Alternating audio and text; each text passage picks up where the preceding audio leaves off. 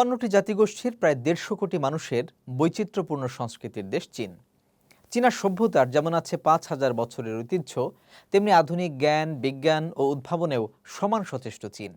চীনের সদর অন্দরের নানা ঘটনার সবশেষ তথ্য উপাত্ত নিয়ে আমাদের আয়োজন জানা অজানা চীন। সঙ্গে আছি আমি সাজিদ রাজু। ১৯তম এশিয়ান গেমসের বিভিন্ন ইভেন্টে অংশ নিতে চীনে এসেছে দেশ বিদেশের খেলোয়াড়রা। তাদের স্বাগত জানানোর জন্য নানা রকম ব্যবস্থা নিয়েছে চীনা কর্তৃপক্ষ। এবারের এশিয়ান গেমসে অন্য যে কোনো সময়ের চেয়ে সর্বোচ্চ সংখ্যক অ্যাথলিট পাঠিয়েছে সিঙ্গাপুর। এদিকে এশিয়ান গেমসের ভেন্যুগুলোকে এমন সব উপকরণ দিয়ে সাজানো হয়েছে যেন খেলা শেষ হওয়ার পর এসব উপকরণ অন্যান্য জায়গায় ব্যবহার করা যায়। এর মাধ্যমে কম খরচে পরিবেশ বান্ধব ভেন্যু হিসেবে সেজে উঠেছে চীনের পূর্বাঞ্চলীয় প্রদেশের রাজধানী হাংচৌ সহ ৫টি শহর।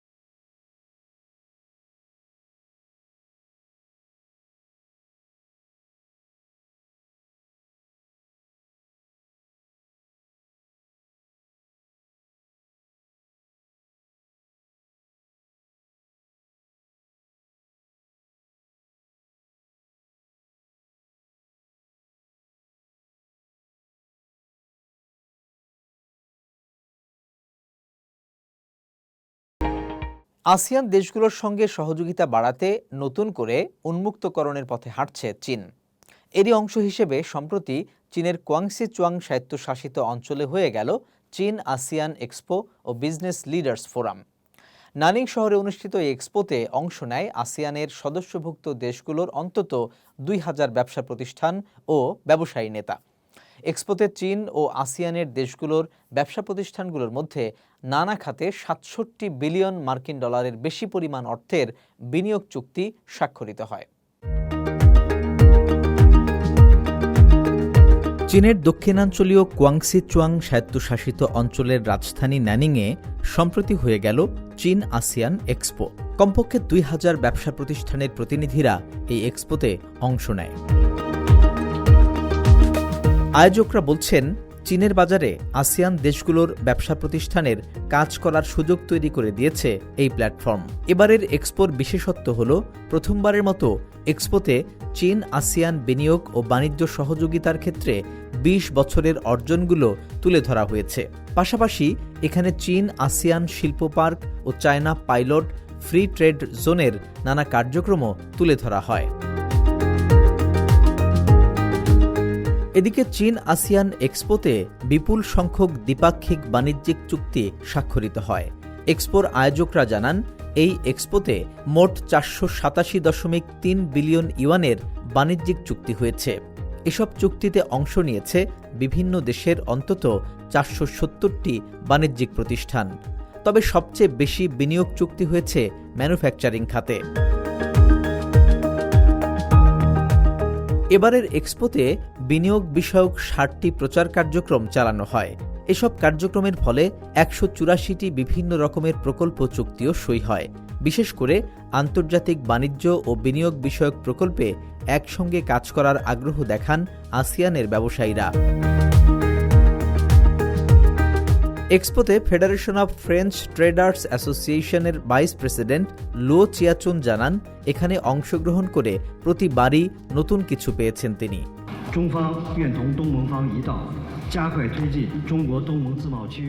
সেই ২০০৫ সালে যখন দ্বিতীয়বার আসিয়ান চীন এক্সপো হয়, তখন থেকেই আমি অংশগ্রহণ করে আসছি।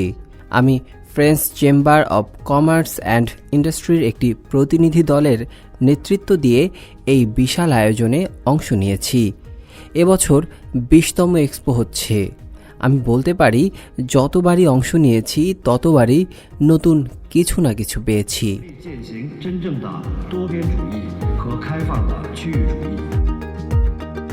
এদিকে আসিয়ান দেশের প্রতিষ্ঠানগুলোর সঙ্গে বাণিজ্যিক কার্যক্রম আরও উন্মুক্ত করা এবং ক্রমান্বয়ে উভয় পক্ষের মধ্যে বাণিজ্য ও বিনিয়োগ সহযোগিতা জোরদার করতে চায় চীন। বিশেষ করে আসিয়ান দেশগুলো থেকে কৃষি পণ্যের আমদানি জোরদার করা ও শিল্পায়নের মধ্যবর্তী পর্যায়ের পণ্যগুলোর বাণিজ্য আরও জোরদার করতে চায় চীন। সেই লক্ষ্যেই চীন আসিয়ান এক্সপোর্ট সাইডলাইনে বিশেষ এক ইভেন্টের আয়োজন করা হয়। যৌথভাবে বিশেষ এই ইভেন্টের আয়োজন করে চীনের বাণিজ্য মন্ত্রণালয় ও কোয়াংসি চুয়াং স্বায়ত্তশাসিত অঞ্চলের স্থানীয় সরকার। এই ইভেন্টের থিম ঠিক করা হয়েছে institutional opening up for new regional economic growth. চীনের বাণিজ্য মন্ত্রণালয়ের ভাইস মিনিস্টার লি ফেই জানান, বিদেশি বিনিয়োগ বাড়াতে উভয় পক্ষের মধ্যে বিদ্যমান সব প্রতিবন্ধকতা দূর করতে চায় চীন। চীন আসিয়ান মুক্ত বাণিজ্য অঞ্চল কার্যকর ও জোরদার করতে আসিয়ানের সঙ্গে কাজ করতে চায় চীন। এ ব্যাপারে আগেভাগেই আমরা একটি সমঝোতায় পৌঁছতে চাই। আঞ্চলিক সমন্বিত অর্থনৈতিক অংশীদারিত্ব বা RCEP বাস্তবায়ন করা, নতুন সদস্য নেওয়া সহ অন্যান্য যাবতীয় কাজ যত দ্রুত সম্ভব বাস্তবায়ন করব। একই সঙ্গে সত্যিকারের বহুপক্ষবাদ চর্চা করা এবং আঞ্চলিক সহযোগিতা আরও উন্মুক্ত করার ব্যাপারে কাজ করতে চাই আমরা। আসিয়ানের সঙ্গে ভৌগোলিক কৌশলগত সহযোগিতা জোরদার করা এবং চীনের সঙ্গে আসিয়ান দেশগুলোকে সম্পৃক্ত করে আরও বেশ কিছু গুরুত্বপূর্ণ কার্যক্রম বাস্তবায়ন করার পরিকল্পনা করছে চীন। এর মধ্যে আছে ভিয়েতনাম চীন স্মার্ট বন্দর নির্মাণ, বেল্ট অ্যান্ড রোড উদ্যোগে খাদ্য নিরাপত্তা কার্যক্রম জোরদার করা এবং নানিংয়ে একটি আন্তর্জাতিক বাণিজ্য কোর্ট স্থাপন করা। এর আগে 2004 সালে অনুষ্ঠিত হয় চীন আসিয়ান প্রথম এক্সপো। 2022 সালেও টানা 23 বছরের মতো চীনের শীর্ষ বাণিজ্য অংশীদার হিসেবে জায়গা করে আছে আসিয়ান। সাদিত রাজু, সিএমজি বাংলা।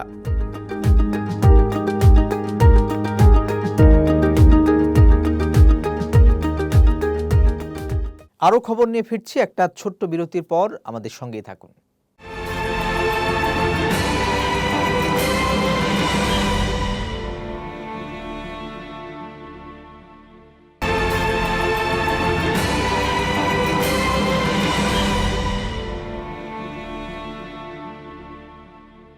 বিরতির পর আবারও স্বাগত জানাচ্ছি জানা অজানা চীনে। বিশ্বের সবচেয়ে বড় উইন্ড টারবাইন সহ একটি বায়ুভিত্তিক বিদ্যুৎ উৎপাদনের ফার্ম চালু হয়েছে চীনে। এই ফার্ম থেকে জাতীয় গ্রিডে বছরে যোগ হবে 360 মিলিয়ন কিলোওয়াট ঘন্টা বিদ্যুৎ, যা প্রচলিত পদ্ধতিতে উৎপাদন করতে খরচ হতো 1,38,000 টন কয়লা। কর্তৃপক্ষ বলছে, বায়ুশক্তি ব্যবহার করে এই পরিমাণ বিদ্যুৎ উৎপাদনের ফলে কার্বন ডাইঅক্সাইড নিঃসরণ কমবে বছরে 2,83,800 টন। এদিকে পরিবেশ বান্ধব জ্বালানি ব্যবহারের কারণে 2012 সালের তুলনায় 2022 সালে এসে চীনে প্রতি ইউনিট জিডিপির বিপরীতে কার্বন ডাইঅক্সাইড নিঃসরণের পরিমাণ 40% পর্যন্ত কমেছে বলে প্রতিবেদন প্রকাশ করেছে চীনের স্টেট কাউন্সিলের ডেভেলপমেন্ট রিসার্চ সেন্টার ও রাষ্ট্রীয় মালিকানাধীন asset supervision and administration commission. বিশ্বের সবচেয়ে বড় অফশোর উইন্ড টারবাইন সহ একটি উইন্ড ফার্ম চালু হলো চীনে। এরই মধ্যে পুরোদমে এটি উৎপাদন শুরু করেছে। পূর্ব চীনের ফুজিয়ান প্রদেশে এই উইন্ড ফার্মটি চালু হয়। ফার্ম কর্তৃপক্ষ জানায়, ফুজিয়ান প্রদেশে পিনটান কাউন্টির সমুদ্র তীর থেকে 35 কিলোমিটার দূরে এই ফার্মটি স্থাপন করা হয়েছে। পুরো ফার্মটিতে স্থাপন করা হয়েছে মোট 11 সেট টারবাইন। ফার্মটি থেকে সব মিলিয়ে উৎপাদন হবে মোট 111 মেগাওয়াট বিদ্যুৎ। এর মধ্যে সবচেয়ে বড় এই একটি টারবাইন থেকেই পাওয়া যাবে 16 মেগাওয়াট বিদ্যুৎ। কর্তৃপক্ষ জানায়, ফার্মটি পুরোদমে চালু হলে জাতীয় গ্রিডে বছরে যোগ হবে 360 মিলিয়ন কিলোওয়াট ঘন্টা বিদ্যুৎ, যা 1,38,000 টন কয়লা পুড়িয়ে উৎপাদন করতে হবে। চায়না থ্রি গর্জেস কর্পোরেশনের ফুজিয়ান শাখার বিদ্যুৎ সঞ্চালন বিভাগের ব্যবস্থাপক ওয়াং চিয়ানপাও জানান, বায়ুশক্তি ব্যবহার করে এই পরিমাণ বিদ্যুৎ উৎপাদনের ফলে কার্বন ডাইঅক্সাইড নিঃসরণ কমবে বছরে 2,83,800 টন। 4 মাসেরও কম সময়ে নির্মাণ কাজ শেষে আমরা দুটি বড় আকারের ও অনেক বেশি বিদ্যুৎ উৎপাদনে সক্ষম টারবাইন চালু করতে সক্ষম হয়েছি। এর মধ্যে একটি 13 মেগাওয়াট ও অন্যটি 16 মেগাওয়াট বিদ্যুৎ উৎপাদন করতে সক্ষম। এক ইউনিট অফশোর উইন্ড টারবাইন হিসেবে এটি সারা বিশ্বের সবচেয়ে বড় টারবাইনের জায়গা দখল করেছে।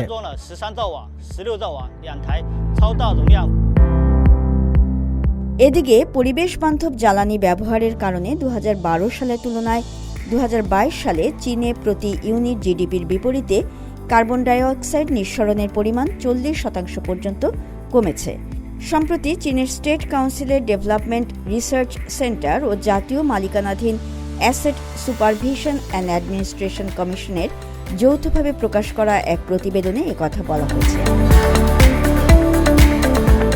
রাজধানী বেইজিংয়ে সম্প্রতি অনুষ্ঠিত হয় গ্লোবাল এনার্জি ট্রান্সফরমেশন ফোরাম। সেই ফোরামের অংশ হিসেবে বিদ্যুৎ ও জ্বালানির ব্যবহার সম্পর্কিত প্রতিবেদনটি প্রকাশ করা হয়।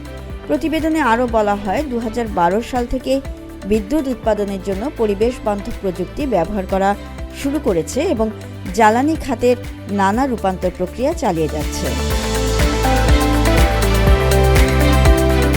চীনের স্টেট কাউন্সিলের নিয়ন্ত্রণাধীন প্রতিষ্ঠান ডেভেলপমেন্ট রিসার্চ সেন্টারের অঙ্গ সংস্থা institute for resource and environmental policy, এই প্রতিষ্ঠানটির উপপরিচালক কুও চিয়াওফেং জানান, এই প্রতিবেদনে চীনের জ্বালানি খাতের নানা চড়াই উতরাই তুলে ধরা হয়েছে।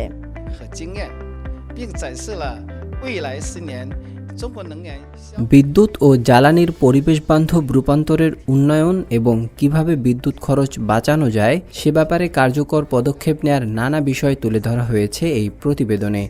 একই সঙ্গে আগামী এক দশকে চীনের জ্বালানি খাতের রূপান্তর কিভাবে ঘটবে, বিশেষ করে পরিবেশবান্ধব ও কম কার্বন নিঃসরণ হয় বিদ্যুৎ ও জ্বালানির ব্যবহার ডিজিটাল ও বিকেন্দ্রীকরণ করা সহ চীনের জ্বালানি খাতের ভোক্তা পর্যায়ে নানা চিত্র তুলে ধরা হয়েছে এই প্রতিবেদনে। চীনের জ্বালানি খাতে এই পরিবেশ বান্ধব ও কম কার্বন নিঃসরণ প্রক্রিয়ার রূপান্তরে এই প্রতিবেদনটি একটি ভিত্তি হিসেবে কাজ করবে।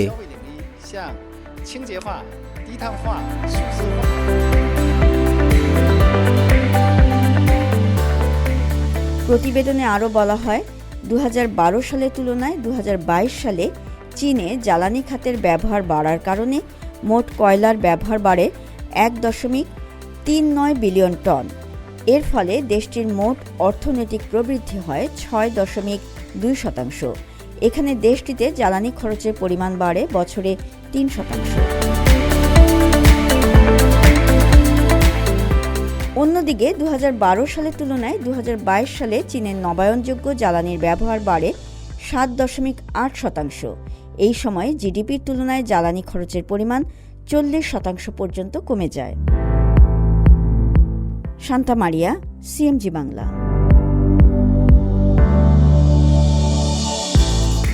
চলতি বছরের স্মার্ট চায়নার প্রদর্শনীতে পুরো বিশ্ব থেকে 500রও বেশি ব্যবসা প্রতিষ্ঠান এক হয় চীনের ছংছিং মিউনিসিপ্যালিটিতে। প্রদর্শনী ঘুরে টের পাওয়া যায় চীনের পরিবেশ বান্ধব জ্বালানি চালিত গাড়ি শিল্প অনেক দূরে এগিয়ে গেছে। বিস্তারিত দেখুন প্রতিবেদনে। সম্প্রতি শেষ হওয়া 3 দিনব্যাপী স্মার্ট চায়না প্রদর্শনীতে প্রযুক্তিপণ্য ভিত্তিক ব্যবসা প্রতিষ্ঠানগুলো নিয়ে আসে নানা বুদ্ধিমান পণ্য। আধুনিক টেলিভিশন থেকে শুরু করে পরিবেশ বান্ধব জ্বালানি চালিত গাড়ি, কি ছিল না সেখানে। প্রদর্শনীটির এবারের থিম ছিল intelligently connected new energy vehicles. 80,000 বর্গমিটারেরও বেশি এলাকা জুড়ে হয় এবারের প্রদর্শনী।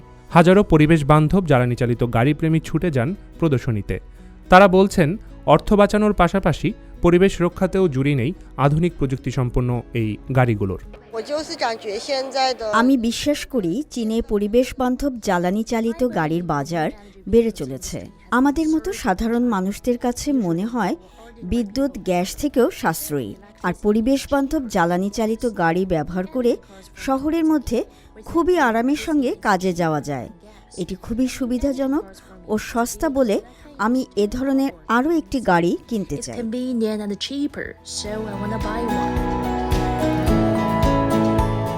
সংশ্লিষ্টরা বলছেন, গত 5 বছরে দ্রুত বিকাশ ঘটেছে পরিবেশ বান্ধব জ্বালানি চালিত গাড়ির। আর পরিবেশ বান্ধব বিদ্যুৎ চালিত গাড়ি তৈরিতে প্রয়োজন ভালো মানের ব্যাটারি। কিছু চীনা ব্যবসা প্রতিষ্ঠান বিশ্বমানের ব্যাটারি তৈরি করতে সফল হয়েছে। এরই মধ্যে একটি হলো ছংছিং ফিনড্রিমস ব্যাটারি। তারা গত 2 যুগের বেশি সময় ধরে ব্যাটারি খাতে কাজ করছে। 2020 সালে আমাদের কোম্পানি নতুন প্রজন্মের আয়রন ফসফেট ব্লেড ব্যাটারি বাজারে ছাড়ে। এটি 400 থেকে 1200 মিলিমিটার দীর্ঘ এবং আকারে 4 কোণা। এটি একটি বিশেষ উপায়ে গাড়িতে লাগানো হয় যা পাওয়ার সিস্টেমের কর্মক্ষমতা বাড়িয়ে দেয়। ব্যাটারি তৈরি করার সময় আমরা বাতাসের আর্দ্রতা এবং ধুলোবালি কঠোরভাবে নিয়ন্ত্রণ করি। We also use self-developed automatic facilities as the blade battery খুব নিরাপদ এবং বেশ টেকসই। এটি একবার চার্জে সহজেই 600 কিলোমিটার অতিক্রম করতে পারে। সরকারি তথ্য অনুযায়ী 2022 সালে 60 লাখের বেশি বিদ্যুৎ চালিত পরিবেশ বান্ধব গাড়ি বিক্রি হয়েছে চীনে, যা বিশ্বব্যাপী বিক্রিত গাড়ির অর্ধেকেরও বেশি। চীনকে বিশ্ববাজারে এগিয়ে নিয়ে যেতে পরিবেশ বান্ধব জ্বালানি চালিত গাড়ি প্রস্তুতের গুরুত্বপূর্ণ অঞ্চল হিসেবে ছংছিং অনুকূল ভৌগোলিক পরিবেশ ও সহায়ক সরকারি নীতি সুবিধাকে কাজে লাগিয়ে এর শিল্পের বিকাশ অব্যাহত রাখবে বলে প্রত্যাশা সংশ্লিষ্টদের। আব্দুল্লাহ আল মামুন, সিএমজি বাংলা। দর্শক, এই ছিল আমাদের এবারের আয়োজনে। আগামী পর্বে আবারও দেখা হবে। সে পর্যন্ত ভালো থাকুন, সুস্থ থাকুন। আল্লাহ হাফেজ।